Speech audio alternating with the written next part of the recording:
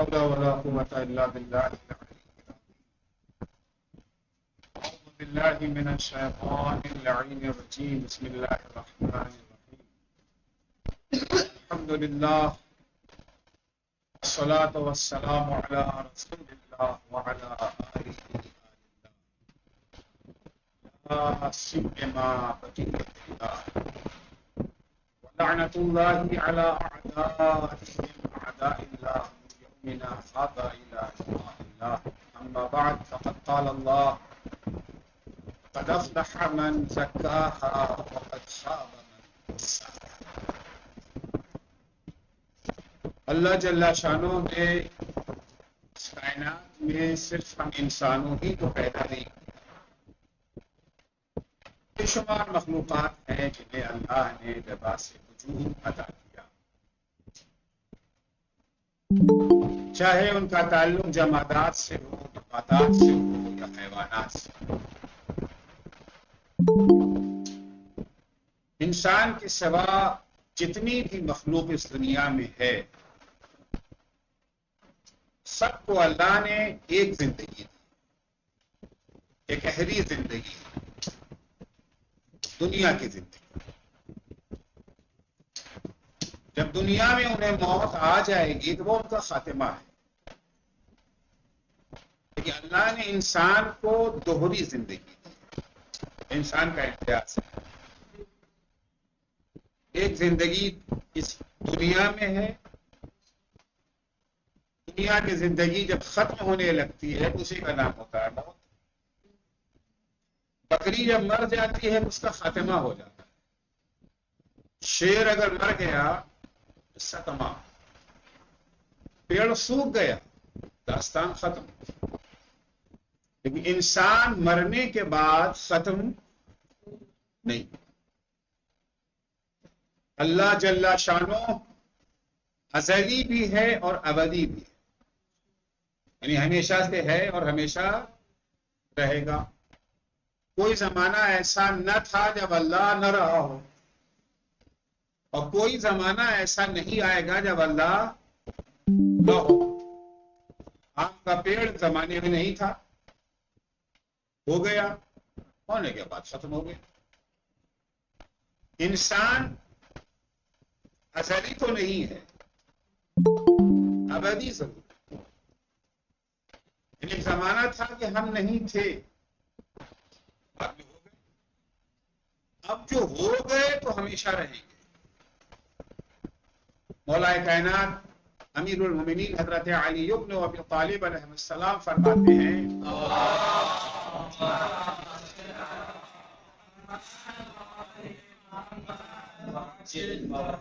ایھا الناس انا خلقنا وَإِيَّاكُمْ لِلْبَقَاءِ لَا لِلْفَنَاءِ۔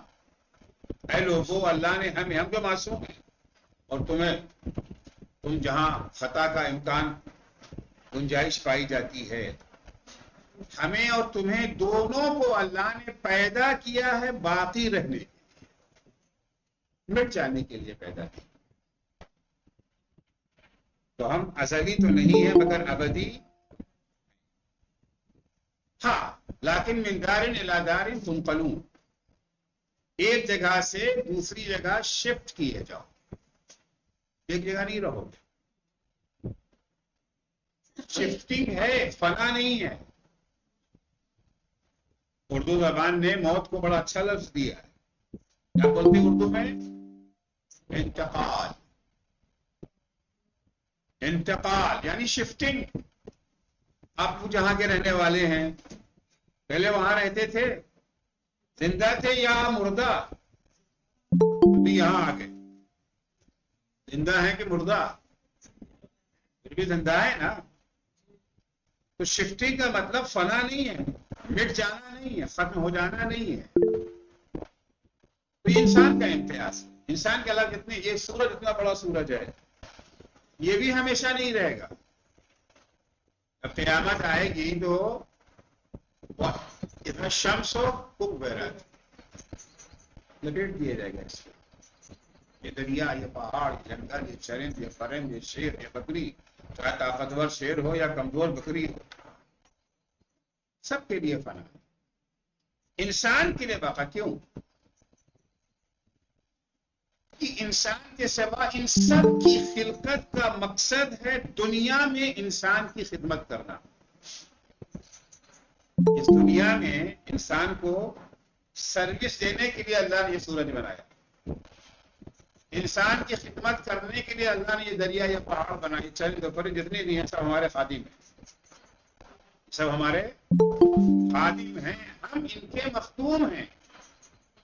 یہ اور بات ہے کہ ہم نے اپنے خادموں کو اپنا معبود بنا لیا. ان کو اللہ نے ہماری خدمت کے لیے پیدا کیا تھا, ان کو ہم نے اپنا گائے کے لیے تھی, ہمیں خدمت دینے کے لیے. سورج کاہے کے لیے ہمارا خادم ہے, اور ہم اسی کے لگے پوجا کر دیں. اس کو ہم نے اپنا معبود بنا لیا جبکہ وہ ہمارا خادم.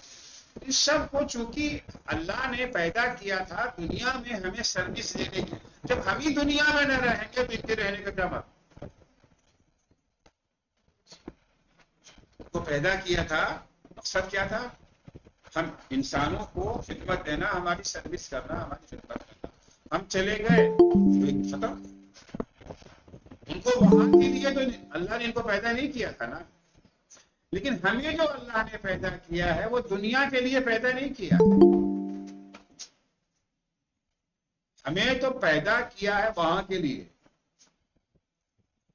لہذا دنیا سے جانے کے بعد ہمارا وجود ختم نہیں ہو جائے.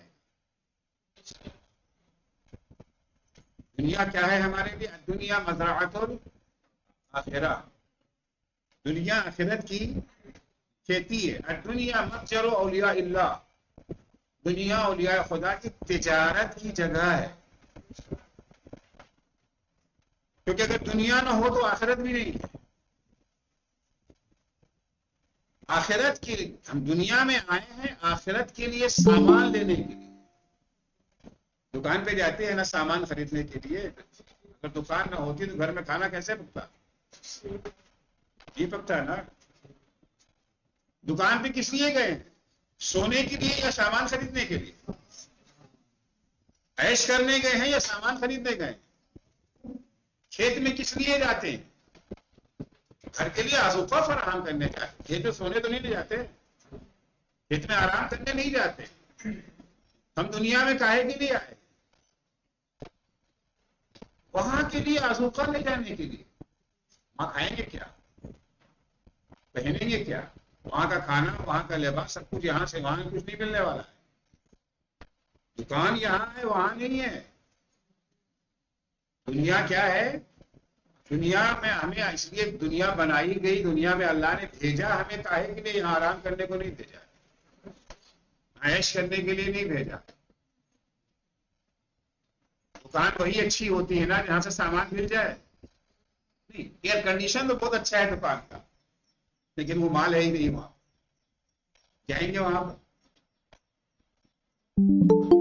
کھیت میں معلوم ہوا کہ جی وہ دھوپ تو بالکل ختم ہو گئی, اب رہی اب ہے, کیا ٹھنڈی ہوا آ رہی ہے, مگر کام نہیں ہو رہا ہے. وہاں کوئی کھیت میں رہے گا نہیں, رکے گا. دنیا مزرعۃ الآخرہ, اگر یہ دنیا مزرعہ آخرت نہ ہوتی تو اللہ آدم کو بھیجا کائے کے لیے؟ یہاں سے ہمیں حاصل کرنا. ہمارے دنیا میں آنے کا مقصد اور جانوروں کا مقصد اور چاند سورج کا مقصد کیا الگ الگ ہے. ان سب کا مقصد ہے ہمیں خدمت پہنچانا, اور ہمارے آنے کا مقصد یہاں کیا ہے؟ ہماری پیدائش کا مقصد آخرت کے لیے سامان فراہم کرنا. اب وہ سامان کیسے ملے گا؟ ظاہر سی بات ہے کہ سامان خریدنے کے لیے پیسہ دینا پڑتا ہے. آپ چاول لینے گئے ہیں, گوشت لینے گئے ہیں, آلو لینے گئے, بغیر پیسے کا تو نہیں ملے گا, قیمت چکانی پڑے گی.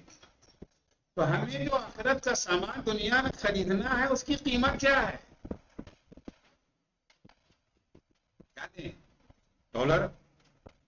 آخرت کا سامان ملے گا ڈالر میں, پاؤنڈ, دینار, سونا, چاندی, ہیرا, موتی ملے گا سامان؟ نہیں ملے گا.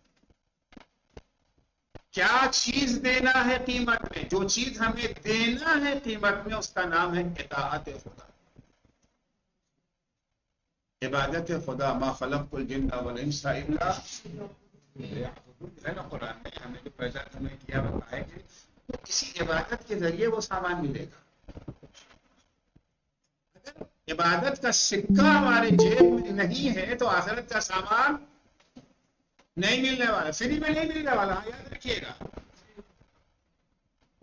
آخرت کا سامان جو ہے وہ فری میں. کیونکہ آخرت میں دو گھر ہے نا, ایک گھر کا نام جنت, ایک گھر کا نام جہنم میں. کوئی جانا چاہتا ہے؟ کوئی نتنیاہو سے پوچھے تجھے کہاں جانا ہے, کیا کہے گا؟ مودی سے پوچھے کہاں جانا ہے, فارمولا سے پوچھے تجھے کہاں جانا ہے, وہ جنتی کا طلبگار ہے نا, دعویدار ہے. عمر سعد نے صبح عاشور جب حملے کا حکم دیا تھا تو کیا کہا تھا؟ یا خیل اللہ کے بھی وبشری بالجنہ, اے سپاہیان خدا حسین پہ حملہ کرو, تمہیں جنت کی بشارت ہے. جنت کے جوانوں کے سردار کا سر کاٹ رہے کائے کے لیے. تو جہنم میں کوئی نہیں جانا چاہتا, سب چاہتے ہیں جنت میں جانا. جانا ہے سب کو جنت میں جانا. جہنم میں کوئی نہیں جاتا, اور جنت بھی فری کی نہیں ہے. نہیں کہتے جنت فری میں نہیں چاہیے, جنت کی قیمت دینا. شہید بہشتی خدا رحمت کرے فرماتے تھے بہشترا بے بہانی نہ بے بہانے, جنت قیمت سے ملے گی, بہانوں سے نہیں ملے گی. اکثر ذاکرین ہمارے یہاں بہانے سے جنت دلاتے ہیں. بہت سارے بہانے ہوتے ہیں کہ وہ بہانوں کے لیے خواب دیکھ لیا جاتا ہے. فلاں صاحب نے خواب میں دیکھا, کچھ کام نہیں آیا, کچھ کام نہیں آیا, نواز کام نہیں آئی, وہ کام نہیں آیا, فلاں کام آ گیا. خواب دیکھ لیا جاتا ہے. خواب کے بعد کوئی بحث ہی نہیں ہوتی ہے, کوئی بحث کرنے کی ضرورت ہی نہیں کہ خواب حجت شرعی ہے کہ نہیں ہے. دیکھ لیا بس کافی ہے, بیان کر دیا. قیمت ہے. ہم یہاں پہ کہے کے لیے آئے ہیں؟ مولا فرماتے ہیں ایھا الناس انا خلقنا وإياكم للبقاء لا للفناء ولكن من دار إلى دار تنقلون فتزودوا لما أنتم صائرون إليه. یہاں سے جانا پڑے گا, جانا تو ہے. اللہ نے کچھ آزادی دی ہے اور کچھ یہ جو ہے وہ جبر اور اختیار دونوں ہے نا ہمارے یہاں. نہ مکمل ہم مجبور ہیں, نہ مکمل آزاد ہیں. جانے میں ہم مجبور ہیں. اب انہیں ہم کو دنیا ہی میں رہنا ہے, ہم تو نہیں جائیں. ملک الموت آئے ہم نہیں جائیں, یہ نہیں ہو سکتا. سرکار سید الشہداء کی خدمت میں ایک شخص آیا اور آ کے کہنے لگا کہ یا ابن رسول اللہ انا رجل عاصم, انا رجل عاصم, میں ایک گنہگار انسان. کیا کہنا اس انسان کا جس سے احساس اپنے گناہ کا ہو جائے. بہت سارے افراد ہیں بیمار ہیں مگر بیماری کا احساس نہیں ہے. جاہل ہے مگر جہالت کا احساس نہیں ہے. جاہل اپنے کو علامہ غیب سمجھ رہا ہے, بیمار اپنے کو صحت مند سمجھ رہا ہے, گنہگار اپنے کو متقی و پرہیزگار سمجھ رہا ہے. گناہ کرتا ہے ثواب سمجھ کے. بہت سارے گناہ ہیں جو آج ثواب سمجھے جاتے ہیں. سمجھ گئے آپ؟ اگر جاہل کو جہالت کا احساس ہو جائے تو ایک دن وہ عالم بن سکتا ہے. ہمیں پتا ہے کہ ہمیں یہ بات نہیں معلوم تو مولانا جا کر کے پوچھ لیں تو ہماری جہالت دور ہو جائے گی نا. لیکن اگر مجھے یہ خوف ہو کہ میں تو عالم الناس ہوں, مجھ سے زیادہ علم کس کے پاس ہے, اپنی جہالت کو بھی ہم علم سمجھ رہے ہیں, نتیجے میں یہ جاہل کبھی عالم. بیمار کو اگر بیماری کا احساس نہیں ہے, یہ بیمار کبھی صحت مند نہیں بن سکتا. لیکن اگر بیمار کو بیماری کا احساس ہو جائے, کسی اچھے طبیب ڈاکٹر کے پاس جا کے علاج کرا کے ایک دن صحت مند بن سکتا ہے. اگر گنہگار کو احساس گناہ ہو جائے, ایک دن توبہ کر کے حر بن سکتا ہے. لیکن اگر گنہگار کو احساس گناہ ہی نہیں ہے تو یہ کبھی بھی متقی و پرہیزگار نہیں بن سکتا. قرآن مجید کی نگاہ میں ایسا انسان جسے گناہ کا احساس نہیں ہے، یہ بہت بڑے گھاٹے میں ہے.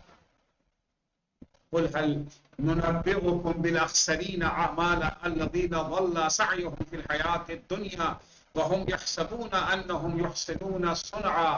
کیا تمہیں ان لوگوں کا پتہ بتا دے جو سب سے زیادہ گھاٹے میں ہیں؟ ایک تو گھاٹا ہوتا ہے، وہ اس کا تذکرہ سورہ عصر میں ہو گیا، والعصر ان الانسان لفی خسر الا الذين امنوا وعملوا الصالحات. جن کے پاس ایمان اور عمل صالح نہیں ہے وہ گھاٹے میں ہے. سب سے زیادہ گھاٹے میں کون ہے؟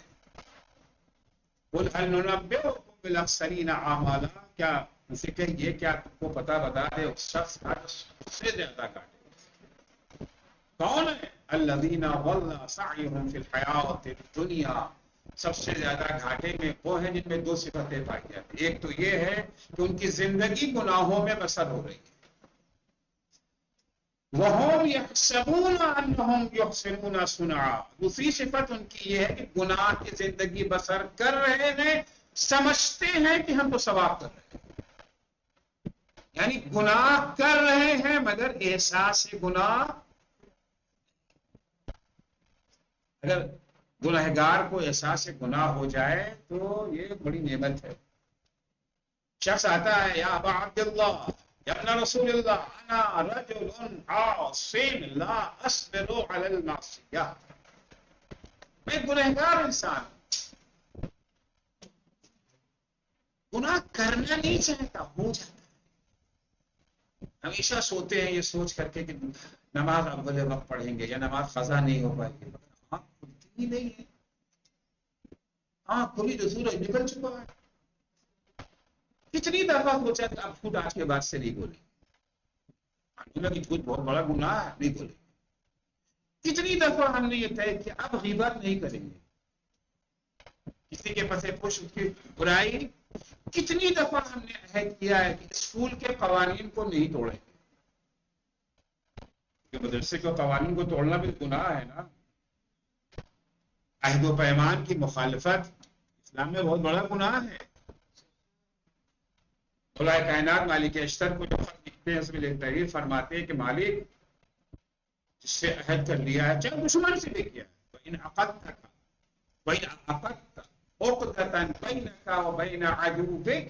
اگر تم نے اپنے دشمن سے بھی کوئی اگریمنٹ کر لیا ہے تو اس کو پورا کر، چاہے اس کے لیے جان گنوانی پڑ جائے. وعدہ خلافی اسلام میں بہت بڑا بات ہے کہ ہم لوگوں نے آج کل وعدہ خلافی کو گناہ سے مچھلی ہی نہیں.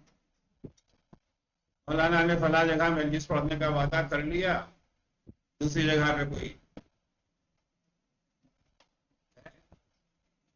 چلے گئے، نہیں ہے. یہ کیا ہے؟ وعدہ خلافی ہے نا. وعدہ خلافی بہت بڑا گناہ ہے. مدرسے میں آئے، مدرسے نے کچھ شرائط پیش کی، ہم اس شرط پہ آپ کو ایڈمیشن دے رہے ہیں. ہر مدرسے میں کچھ شرائط رکھے جاتے ہیں. ہاں ہاں جناب بالکل 100%. وقت جو شرط چاہے منوا لو، مان لیا. اس کے بعد اس کی خلاف ورزی کر رہے ہیں، مدرسے کے قوانین کو توڑ رہے ہیں. تو یہ کیا ہے؟ گناہ ہے. نہیں کل سے نہیں کریں گے، ٹھیک ہے اللہ توبہ ہو چکا نہیں، پھر کل ہو گیا. پھر کہہ رہا ہے مولا میں ایک شخص گنہگار ہوں، گناہ کرنا نہیں چاہتا. لا اصبر علی المعصیہ. جب گناہ کا موقع آتا ہے تو بے قابو ہو جاتا ہوں، خود بخود زبان کی قیمت نکل پڑتی ہے، خود بخود اپنے ساتھیوں کو کا مذاق اڑانے لگتا ہوں. حرام ہے نا یہ سب. کی تو اپنے ساتھیوں کا کلیگ کا مذاق اڑانا حرام ہے نا. گناہ کبیرہ میں صغیرہ میں نہیں ہے سب. اپنے ساتھیوں کو تکلیف پہنچانا، اذیت دینا کیا ہے؟ رب فرماتے ہیں کہ لا یؤمن بی من اعزا جارہ یا من یؤذی جارہ. جو شخص اپنے پڑوسی کو اذیت دیتا ہے وہ مجھ پر ایمان ہی نہیں لایا، کافر. پڑوسی گھر انشاءاللہ بنا لیں گے تو گھر کے بغل والا پڑوسی ہے، اور نہیں یہ جو ہے مدرسے میں رہتے ہیں تو ہمارے پیٹ کے جو ہے بغل والا ہمارا پڑوسی ہے. پڑوسی ہے نا. کلاس میں جہاں بیٹھتے ہیں بغل کا ساتھی ہمارا جو ہے پڑوسی ہے. تو کہتے ہیں کہ 40 گھر تک یہ جو ہے پڑوس چلتا ہے. 40 کرسیوں تک بھی تو چلے گا نا پڑوس. 40 ادھر 40 ادھر 40 ادھر 40 ادھر. یہ ہمارے کیا ہے.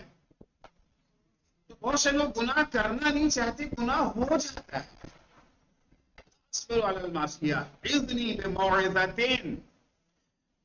ایسی نصیحت کر دیجئے کہ میں گناہ سے بچ جاؤں. بیمار ڈاکٹر کے پاس جاتا ہے نا دوا لینے کے لیے, یہ بھی بیمار ہے. گنہگار بھی جو ہے بیمار ہوتا ہے نا. ایک جسمانی بیمار ہوتا ہے, ایک روحانی بیمار ہوتا ہے. بخار جسمانی بیماری ہے, سر میں درد جسمانی بیماری ہے, کینسر جسمانی بیماری ہے, کورونا انشاءاللہ پلٹ کے نہ آئے, یہ جو ہے جسمانی بیماری ہے. لیکن گناہ جو ہے وہ روحانی بیماری. طبیب کے پاس آیا اور اصلی طبیب کے پاس آیا, نقلی طبیب کے پاس نہیں آیا. علمی بموعظتین, ایسی دوا دے دیجیے. موعظہ کیا ہے؟ دوائی تو ہے نا. علمی بموعظتین, ایسی دوا دے دیجیے کہ میں اس گناہ سے بچ جاؤں. کیا نسخہ لکھا ہے. امام فرماتے افعل خمسۃ اشیاء فضل ما شئت, 5 کاموں میں سے کوئی ایک کام کر لو. 5 کی ضرورت نہیں, ایک. اس کے بعد جتنا جی چاہے گناہ کرو. ارے واہ, اتنا بڑا ڈسکاؤنٹ. گناہ کی امام گناہ کی چھوٹ دے رہے ہیں بھائی. افعل خمسۃ اشیاء فضل ما شئت, 5 کاموں میں سے کوئی ایک کام کر لو, پھر جتنا جی چاہے گناہ. مولا جلدی بتائیے وہ کیا ہے, جلدی بتائیے. 100 دفعہ اٹھی بیٹھی کر لے, اس کے بعد گناہ کی چھوٹ مل جائے گی. امام فرماتے دیکھو پہلا کام تو یہ ہے کہ اخرج من ولایت اللہ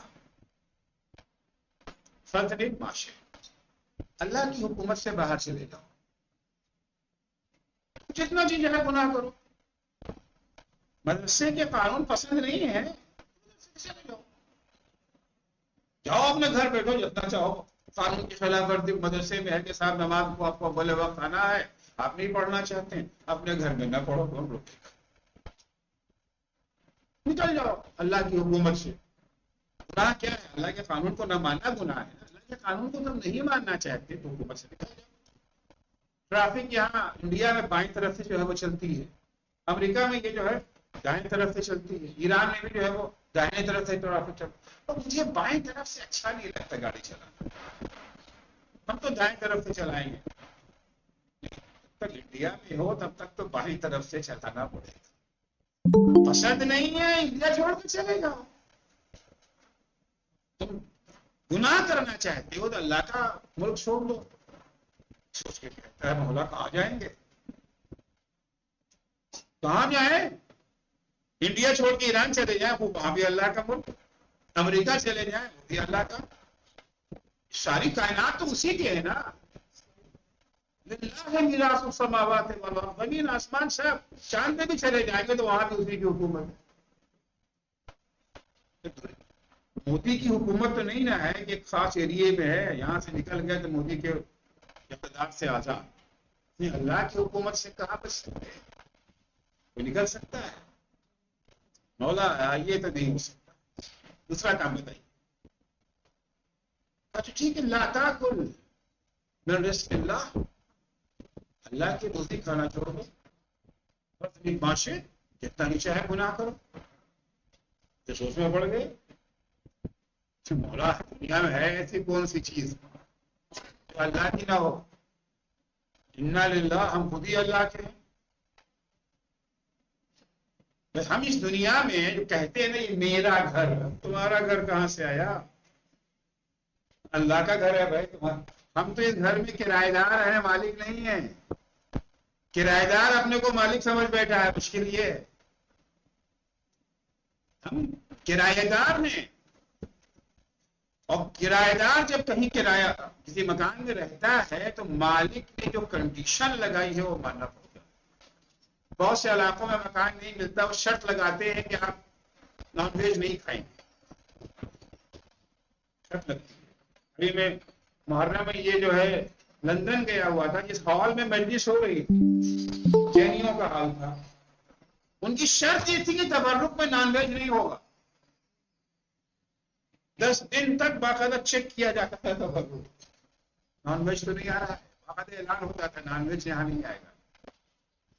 اسی وجہ مالک کی منشا کے مطابق تو کرایہ دار کو عمل کرنا پڑتا ہے۔ جو چھوٹے چھوٹے مالک ہیں، ان کے چھوٹے چھوٹے گھروں میں بھی ان کی مرضی چلتی ہے، تو یہ جو پوری کائنات کا مالک ہے تو کرایہ دار ہے نا، مالک تھوڑی ہیں۔ لا تاکل من رزق اللہ، رزق خدا کھانا چھوڑ، کہتے ہیں کہ نمک کھا کے نمک حرامی تو نہیں ہونی چاہیے۔ ہمارے بڑے عالم گزرے ہیں علامہ محمد تقی مجلسی، محمد باقر مجلسی صاحب جامع الانوار کے والد۔ محمد تقی مجلسی کا واقعہ بیان کیا جاتا ہے کہ ایک دفعہ ایک شخص ان کے پاس آیا کہ کہنے لگا جناب ہمارا پڑوسی بڑا بدمعاش ہے، اس کے گھر میں روزانہ گانے بجانے کی آوازیں آتی ہیں، تکلیف میں بہت سمجھاتے مانتے، آپ نصیحت کریں تو شاید مان جائے۔ ان کا ٹھیک ہے، ایسا ہے کہ تم دعوت رکھو اس بدمعاش کی، اس کی پوری ٹولی کی، میں بھی وہیں آؤں گا، وہیں بات کروں گا۔ اسے تو بہت شرابی کبابی چواری کو بلائیں گے، ہاں بلاؤ اسے، کہہ رہے ہیں تو گیا ان کے پاس، شرابی کبابی کے پاس، بدمعاش کے پاس، بھائی کے پاس، دادا کے پاس، جو بھی کہا جاتا ہو گیا، کہا کہ آج آپ کی دعوت ہے۔ وہ تعجب ہوا کہ یہ تو ملا مولویوں کے ساتھ اٹھنے بیٹھنے والا آدمی ہمارے پاس، ہماری دعوت، لگتا ہے اس کو عقل آ گئی، مولویوں کے پاس کچھ نہیں ہے، ہاں تھک ہار کے ہمارے گھر لوٹ کر کے آیا۔ ٹھیک ہے ہم اکیلے نہیں آئیں گے، ہاں پورے چیلوں کے ساتھ، ہاں سب کی دعوت، چیلوں کو لیے پر ہاں ہو ہنگامہ چل رہا ہے۔ اتنے میں محمد تقی مجلسی بھی آ گئے۔ محمد تقی مجلسی کی شکل دیکھتے ہی اس کا موڈ خراب ہو گیا، کباب میں ہڈی کہاں سے، مولوی آ گیا بھائی تو سب رنگ میں جو پھنکی تو ڈالے گا اور کیا کرے گا، سارا مزہ کرکرا، پارٹی کا مزہ کرکرا ہو گیا۔ اچھا ابھی 2-4 جملے میں مولوی کو یہاں پہ ہم، محمد تقی مجلسی جیسے آ کر کے بیٹھے، اس بدمعاش نے کہا کہ او مولوی ہم بدمعاش ہیں، گنڈے ہیں، لوفر ہیں، مگر ہمارے یہاں ایک اچھائی پائی جاتی ہے جو تم مولویوں میں نہیں ہے۔ کیا ہے؟ تاکہ ہم بدمعاش گنڈے لوفر ہیں مگر جس کا نمک کھا لیتے ہیں، نمک حرامی نہیں کرتے، اور تم مولوی نمک بھی کھاتے ہو، نمک حرامی نہیں کرتے۔ ہاں بیٹھ کے ان کے دسترخوان پہ یہ جو ہے مرغا توڑا ہے، اس کے بعد اسی کے خلاف جو ہے مجلس پڑھ دیتے ہیں، شراب حرام ہے اور سود حرام ہے، بیچارہ دیتا ہے، خودخوار ہے، کھایا بھی اسی کا ہے، وہ اسی کے خلاف جو ہے مجلس پڑھتے ہو۔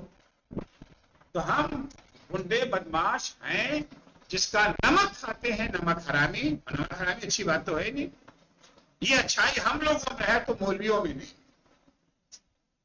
ان کا تو جھوٹ بولتے ہیں، جھوٹے کہتے نہیں، سب سے کچھ تو زمانہ جانتا ہے کہ ہم بدمعاش لوگ نمک حرامی نہیں کرتے۔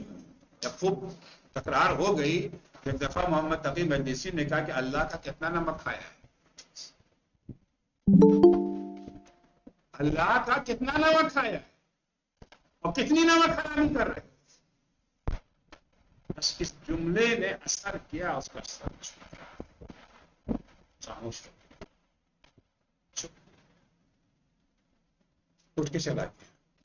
دوسرے دن پھر وہ اپنے پڑوسی کے گھر آیا اور کہا کل جو مولانا آئے تھے ہے نا، ان کے پاس لے جا، لے کے گئے، ہاتھ جوڑ کے کہتا ہے آج سے میں نمک حرامی چھوڑوں، آج سے میں نمک حرامی لا تاکل من رزق اللہ فاطمع باشے جتنا جی چاہے اتنا گناہ کرو شرط یہ ہے کہ اللہ کی روزی کھانا مولا یہ تو نہیں بس کچھ ایسا بتائیے کیا تیسری شرط بتائیے اتلو موضعا لا یراک اللہ فیہ فاطمع باشے گناہ کے لیے وہ جگہ ڈھونڈ لو کیا تمہیں اللہ دیکھ نہ سکے تو جتنا چاہے شرارت کرتے ہیں مولانا یاسین صاحب اگر آ جائے تو کریں گے شرارت یاسین صاحب کو دیکھ کے ہی دم نکل جائے گا یاسین پڑھنے کی ضرورت نہیں آئے گی پڑھنے کی ضرورت نہیں آئے گی یاسین صاحب کا اتنا خوف اتنا ڈر ہے اللہ کا یاسین صاحب تو کبھی دیکھتے کبھی نہیں دیکھتے باہر نکلے گا دیکھیں گے آپ آفس سے بیٹھے ہوئے کام کر رہے ہیں رات میں سو رہے ہیں تو نہیں دیکھ رہے ہیں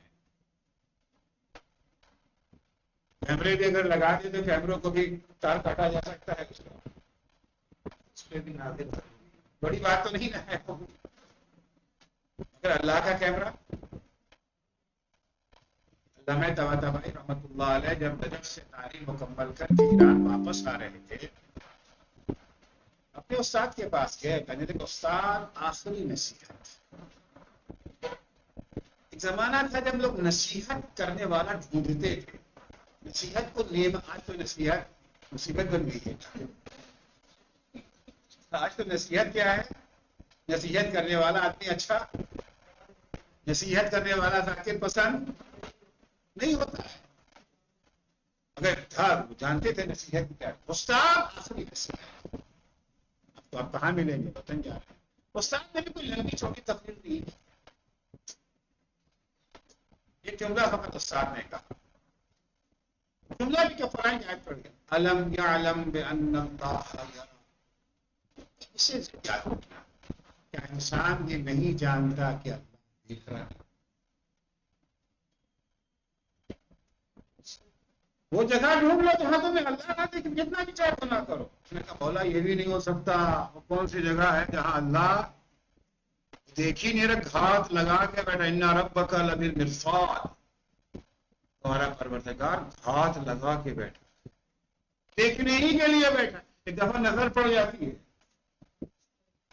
نہیں بیٹھے ہی ہیں دیکھنے کے لیے گھات لگا کے بیٹھے چوکنا ان ربک لبالمرصاد اچھا مولا چوتھی چیز بتائیے چوتھی چیز گناہ کر لیا تو سزا کہاں ملے گی قیامت میں نہیں ملے گی نا دنیا تو دار جزا ہو سزا ہے نہیں تھوڑی بہت سزا یہاں مل جاتی ہے پنشمنٹ معمولی ہے اصلی تو وہاں ہے تو اور وہاں کب جائیں گے وہاں جانے کے لیے جو ہے مرنا ضروری ہے مرے بغیر تو وہاں جائیں گے نہیں اور مریں گے کیسے ملک الموت آ کے روح قبض کریں گے اذا جاء ملک الموت لیقبض روحک فادفعه عنه جب ملک الموت تمہارے پاس آئیں تمہاری روح قبض کرنے کے لیے ایک فیٹ مار دینا ملک الموت میں نہیں جاتا جو یہاں سے تو تاناشاہ ہے نا خرم خاں ہے ہم کبھی کسی کو سمجھتے ہی نہیں سیٹتے ہی نہیں ہمارا کہ کون ہے تو آپ کو بھی مار دینا فتفاح اپنے سن کو دور کر دینا یہاں سے مولا ملک الموت پہ کسی کا بس نہیں چلتا وہ تو سلیمان کی بھی نہیں سنتے سلیمان کو بھی سائے میں جا کے بیٹھنے کی مہلت کھڑے کھڑے روح قبض کر دیا تو ہماری کیا بسا پانچواں اور آخری آئٹم رہ گئے ہیں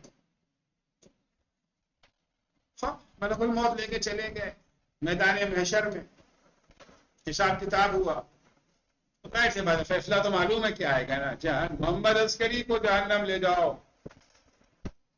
فیصلہ آ گیا فرشتے لے آئے فرشتے دار ہو گئے جہنم آئے چلو ہاتھ پکڑا چلو جہنم میں چلو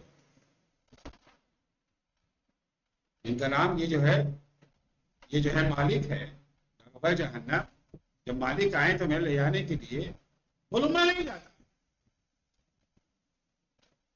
थोड़ी बहुत रिश्वत देकर धमकी ताकत कुछ भी तो मौला उन पर तो और बस नहीं चलता। यफ़अलूना मा युमरून, ला यासून अल्लाह, अल्लाह की मासियत करते ही नहीं है। ग़िलाज़ुन शिदाद, बड़े बदमिजाज हैं, बड़े कठोर हैं, किसी की सुनते ही नहीं है। बात तो करेंगे नहीं कि हमसे ये जो है डील करें, ये जो है नहीं, वहां तो बस नहीं चलता है। इमाम ने क्या फकत गुनाही करने के लिए बस चलता है। तो जाना तो है वहां ना, शायद ये था कि जाने में आपको इख्तियार नहीं है, आजादी नहीं। हाँ, आजादी ये है कि कैसे जाना है, जन्नत जाना है या जहन्नम, इसकी आजादी है। जन्नत और जहन्नम की आजादी है।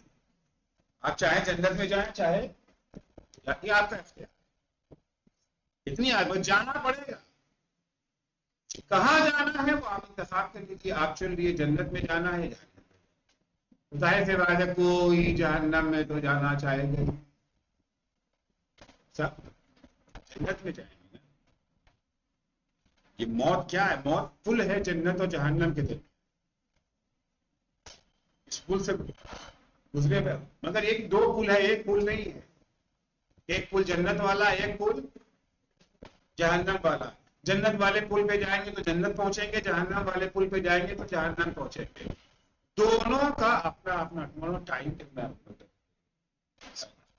8 मिनट कर देंगे, हमें खत्म करने का हुनर आता है। 5 मिनट रह गया, समेट करके बस आप पढ़ दो। 35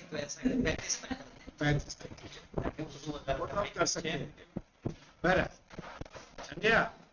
दोनों का टोल है, अलग अलग टोल है, और हर टोल का अपना टोल है। टोल लगता है ना, नए नए जो हाईवेज बना रहे हैं शानदार शानदार, सबके ऊपर टोल लगता है। बड़े बड़े पुल जो बनते हैं उनके ऊपर भी टोल लगता है। टोल दिए बगैर आप जा सकते हैं? टोल देना पड़ेगा आपको। जन्नत का अपना टोल है, जहन्नम का अपना टोल। जहां का टोल लेकर के आए उसी पुल से आप गुजरेंगे। हमें जहन्नम तो जाना नहीं है, जाना तो जन्नत ही है। तो जन्नत का टोल क्या है? इमाम फरमाते हैं कि वलाकिन मिन दारिन इला दारिन तुनक़लून, एक घर से दूसरे घर शिफ्ट किए जाओगे। फतज़व्वदू लिमा अंतुम साइरून इलैहि व खालिदून फी, जहां हमेशा रहना है, जहां जाना है, वहां की तैयारी करो। तो किसी ने पूछा मौला क्या तैयारी करें? बल इस्तिदादु लिल मौत, मौत की तैयारी कैसे करें? बता अर्ज किया, तैयारी कहाँ के? जन्नत वाले टोल। जहन्नम की तैयारी नहीं करना है, तैयारी तो जन्नत वाले के टोल की करना है। मन इस्तिदाद लिल मौत, मौला ने 3 चीजें बयान, 3 काम कर। अदाउल फराइद, पहला काम, जो चीजें अल्लाह ने तुम पर वाजिब की उन पर अमल, वाजिबात को बजा लाओ। वश्तनाबुल महारिम, जो चीजें अल्लाह ने हराम की हैं उनसे दूरी अख्तियार। अगर जन्नत जाना चाहिए, जन्नत के पुल का टोल है, क्या क्या अल्लाह ने वाजिब किया? पहला काम तो उसको सीखना है। यहां आप जो आए हुए हैं, सबसे बड़ा मकसद यहां क्या है? उन फराइज को सीखना है जो अल्लाह ने हम पर वाजिब, अपने लिए भी और दूसरों को बताने के। दूसरों को कौन बताएगा? आप बताएंगे ना, भी बताएंगे जाकर के दूसरों को। तो पहले सीखेंगे तब बताएंगे ना। तो यहाँ की तालीम की क्या अहमियत है, क्या कीमत है, क्या फराइज को सीखने। अदाउल फराइज, फराइज अदायगी तभी होगी जब मालूम हो कि वाजिबात क्या क्या हैं। वश्तनाबुल महारिम, दूसरी चीज क्या है? जिन चीजों को अल्लाह ने हराम करार दिया है उससे अदा कर, उससे दूर रहना। मुहर्रमात से, मुहर्रमात से कब दूर होने? पता तो होना कि हराम क्या किया है, मालूम ही नहीं। बहुत सारे गुनाह में मालूम ही नहीं कि हराम है, منبر سے بیان کیجئے، مومن کہتا ہے مولانا یہ بھی حرام ہے، ہمیں تو نہیں پتا تھا یہ بھی حرام ہے۔ الگ الگ مواقع ہوتے ہیں۔ آذربائیجان نیا ملک ہے تو پرانا ہے۔ آذربائیجان 90% سے زیادہ شیعہ آبادی ہے آذربائیجان۔ پہلے ایران کا حصہ، 100 سال ایران سے وہ الگ ہوا، روس نے قبضہ کیا، پھر کیا ہوا، پھر آزاد، ابھی آزاد ملک۔ 70-75 سال وہاں کمیونسٹوں کی حکومت تھی۔ 70-75 سال کے بعد آذربائیجان آزاد ہوا ہے۔ پہلا ماہ رمضان جب آیا تو ہمارے ایک دوست سے ترکیہ کے رہنے والے، وہ گئے وہاں تبلیغ کرنے کے لیے، کیونکہ زبان دونوں کی ایک تھی۔ جس گھر میں مجھے ٹھہرایا گیا، ظاہر سی بات ہے مولوی کو کہاں ٹھہرایا جاتا ہے؟ جو اس گاؤں میں محلے میں سب سے زیادہ دیندار ہوتا ہے وہی تو اپنے یہاں مولوی کو رکھتا ہے، ورنہ مولوی کو برداشت کون کرتا ہے؟ اس کے گھر میں ٹھہرائے گئے۔ افطار کے موقع پہ جب دسترخوان لگا، دسترخوان پہ جہاں پکوڑے تھے اور چھولے تھے وہیں کے اوپر شراب کی بوتل رکھی، دسترخوان پر شراب کی بوتل رکھی ہوئی تھی۔ انہوں نے کہا یہ کیا؟ مولانا نے کہا ارے قبلہ یہ خاص آپ کے لیے منگایا ہے، بڑی اسپیشل ہے، بڑی پرانی ووڈکا، وہاں کی بڑی خاص شراب ہوتی ہے روس کی، ووڈکا بڑی پرانی والی ہے، بڑی خاص، آپ کے لیے منگایا ہے۔ ارے بھائی یہ حرام ہے، کیوں مذاق کر رہے؟ شراب حرام ہے، شراب حرام ہے۔ 75 سال ان کے کان سنے، انہوں نے سنا نہیں تھا، بتانے والا کوئی عالم نہیں تھا۔ مسجدوں میں گھوڑے بندھے ہوئے تھے، مسجدیں بند تھی، مدرسے ویران تھے، علماء ناپید تھے، کون بتاتا ہوں؟ جو وہاں کے حالات، مگر یہاں کے حالات بہت اچھے نہیں ہیں، کیونکہ ہمارے یہاں وہ چند موٹے موٹے جو محرمات ہیں وہی لوگ جانتے ہیں، چوری، زنا، شراب، اس کے علاوہ کیا قطع رحم بھی حرام ہے؟ کیا صلہ رحم بھی واجب ہے؟ کیا تہاجر بھی حرام ہے؟ میں کہ کچھ تشریح کرو، جو محرمات ہیں جس سے لوگ آشنا نہیں ہیں، آپ سیکھیں گے تب تو سکھائیں گے انہیں، سیکھنے کے بعد اگر سکھانے کا حوصلہ ہوا، عام طور سے جو کچھ مدرسے میں پڑھتے ہیں وہ آگے بڑھانے کا حوصلہ نہیں ہوتا، کیونکہ مارکیٹ میں اس کی ویلیو نہیں ہے، مارکیٹ میں اس کی ویلیو نہیں ہے۔ ممبر پہ آنے والا اگر بندوں کو خوش کرنے آئے گا تو ظاہر سی بات ہے ان باتوں کو نہیں بیان کرے گا، لیکن اگر خدا کو خوش کرنے آیا ہے تو بیان کرے گا۔ اداء الفرائض واجتناب المحارم۔ تیسری چیز کیا؟ والاشتمال علی المکارم، اخلاقی اقدار سے اپنی مکارم اخلاق، محاسن اخلاق، جو درجہ، جو رتبہ نماز کا ہے وہی درجہ اور رتبہ حسن اخلاق کا ہے، اگر نہ کہوں اس سے بڑھ کر۔ پیغمبر نے یہ نہیں فرمایا کہ میں نماز پڑھوانے آیا ہوں، میں روزہ رکھوا۔ پیغمبر نے کیا فرمایا؟ وَعِشْتُ لِأُتَمِّمَ مَكَارِمَ الْأَخْلَاقِ، مجھے اللہ نے بھیجا ہے اخلاقی اقدار، اخلاقی ویلیوز کو پائے تکمیل تک پہنچانے کے لیے۔ دو تعبیریں ملتی ہیں، محاسن اخلاق اور مکارم اخلاق، دونوں میں فرق ہے۔ محاسن اخلاق کیا؟ پیغمبر سے پوچھا گیا محاسن اخلاق کیا ہے؟ پیغمبر نے فرمایا تطیب کلامک وتلین لسانک وتلقى اخاک ببشر حسن۔ اس نے اخلاق کسے کہتے ہیں؟ زبان کھولو تو اچھی بات، تطیب کلامک، بری باتیں زبان سے مت نکالو، اچھی بات نکالو، زبان سے جب بھی، زبان اللہ نے دی بولنا ضروری نہیں ہے، لیکن جب بولو تو قولوا للناس حسنا، اچھی بات، اچھی بات بولو، تطیب کلامک وتلین لسانک، اچھی بات کافی نہیں ہے، اچھی بات کو اچھے انداز میں پیش کرو۔ بعض دفعہ باتیں تو اچھی ہوتی ہیں مگر بیان کرنے کا انداز بڑا بھونڈا ہوتا ہے۔ کہنا چاہتے ہیں کہ صاحب داڑھی مڈنا حرام ہے، گناہ ہے، داڑھی نہ مڈو۔ ہاں داڑھی مڈو، داڑھی نہ مڈو، داڑھی مڈنے والا شکر ہوتا ہے۔ ارے شیعہ کو سب کچھ برداشت ہے، شمر ہونا برداشت ہے۔ اس نے مختار نامہ دیکھ لیا، اس میں دیکھا شمر ہے اور شمر رکھے ہوئے داڑھی. پولیس والوں نے کہا کہ امام زین العابدین کے سامنے جب کوئی داڑھی منڈا آتا تھا تو امام کہتے ہیں اچھا تجھے دیکھ کے مجھے اپنے بابا کا قاتل شمر یاد آتا ہے. پتہ نہیں کہاں سے انہوں نے بیان نہیں کہا، ہے بھی تو اس طریقے سے بیان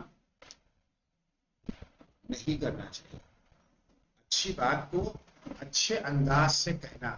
ایک ہی بات کو دو طرح سے کہا جا سکتا ہے. ایک بادشاہ نے خواب دیکھا کہ میرے تمام دانت گر گئے. اچھا بادشاہ لوگ یہ جو ہے توہم پرست ہوتے ہی ہیں، خرافاتی جتنے بھی حاکم حکیم ہیں. دیکھیں نا وہ جوتشیوں کے بغیر یہاں پر ہمارے یہ جو حکومت کوئی کام نہیں کرتی ہے. شب پہورا تو بہت ہوتا ہے نا. خواب دیکھا ہے میرے دانت گر گئے ہیں. خواب کی تعبیر بتانے والے کو بلایا گیا. اس نے کہا بادشاہ سلامت بہت برا خواب ہے. کیا تعبیر ہے؟ آپ کی نگاہوں کے سامنے آپ کا پورا خاندان مر جائے. میرے خاندان کی موت کی بات جلد اس کا سر اڑا. جلد نے سر. دوسرا تعبیر دینے والا بلایا گیا. تم بتاؤ کیا ہے؟ تو انہوں نے کہا کہ بادشاہ سلامت بڑا اچھا خواب ہے.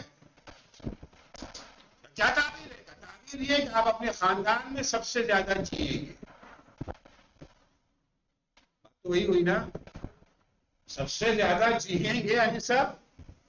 بس اس نے موت سے تعبیر کیا، اس نے حیات سے تعبیر کیا. اس کا سر قلم ہو گیا انہیں انعام کی طرف. تو تطیبو کلامک و تلینو لسانک. اس نے اخلاق یہ اچھی بات کرو، بری بات نہیں کرنا، چاپلوسی نہیں کرنا ہے کسی کی. سچ بولنا سچ ہے، جھوٹ نہیں بولنا ہے. چھپانا ابانا نہیں ہے، کتمان حق نہیں کرنا، حق پہ پردہ نہیں ڈالنا ہے، لیکن حق کو اچھے انداز سے پیش کرنا. وَتَلْقَىٰ أَخَاكَ بِبِشْرٍ حَسَنٍ. جب اپنے بھائیوں سے ملو کھلے ہوئے چہرے سے ملو. چہرے پر مردنی نہ چھائی ہو، مرجھایا ہوا چہرہ نہ ہو کہ آپ کا چہرہ دیکھ کر کے دوسرے کا بھی حوصلہ پھنس ہوتا ہے نا کہ آپ کو دیکھ کر کے دوسرے کے کو حوصلہ ملے، ہمت اس کی بڑھے نہ کہ ہمت اس کی ختم ہو جائے. البتہ یہ محاسن اخلاق اس کے پڑھ کر کے مکارم اخلاق. تو محاسن اخلاق کے لیے نفس کا گلا گھونٹنا ضروری نہیں ہے، مگر مکارم اخلاق کے لیے نفس کا گلا گھونٹے بغیر مکارم اخلاق پر عمل نہیں ہو سکتا ہے. آپ دیکھیں الیکشن کے زمانے میں جتنے نیتا ہیں سب محاسن اخلاق کے اعلیٰ نمونے نظر آتے ہیں. کتنی پیاری پیاری باتیں کرتے ہیں. سڑک بنوا دیں گے، بجلی آ جائے گی، مہنگائی ختم ہو جائے گی، کام بڑھ جائے گا، بیکاری. اچھی باتیں ہیں نا. اور کتنے پیارے انداز میں بھائی صاحب بہن جی دروازے ہاتھ جوڑے ہوئے ہے. ہوتا ہے نا. نیتاؤں سے بڑا حسن اخلاق والا کون ہے؟ الیکشن کے ان سے اچھا اخلاق اس کا ہوتا ہے. سیلس مین. اب دکان پہ جو سیلس مین کیا کہنا صاحب، جو سامان کوئی نہ بیچ سکے اچھا سیلس مین اس کو ہی بیچ دیتا ہے. لیکن مکارم اخلاق کے لب میرا چونکہ 35 کا ٹائم ختم ہو گیا.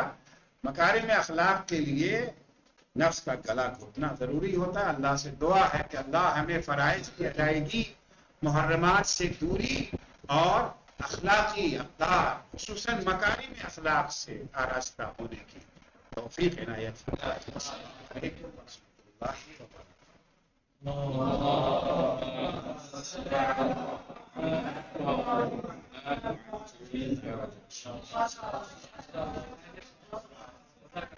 اللہ